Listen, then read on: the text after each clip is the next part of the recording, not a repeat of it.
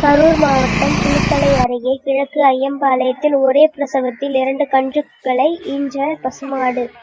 கரூர் மாவட்டம் குளித்தலை அருகே கிழக்கு ஐயம்பாளையத்தைச் சேர்ந்தவர் பழனிசாமி. விவசாயியான இவர் மாடுகளையும் வளர்த்து வருகிறார். இவர் வளர்த்து வந்த பசுமாடு ஒன்று ஒரே பிரசவத்தில் 2 கன்றுகளை ஈன்றுள்ளது. அதில் ஒன்று கிடாரி கன்றும் காலம் கன்றினையும் ஈன்றுள்ளது. ஒரே பிரசவத்தில் 2 கன்றுகளை ஈன்ற பசுமாட்டினை அப்பகுதியில் உள்ள மக்கள் ஆச்சரியத்துடன் பார்த்து வருகின்றனர்.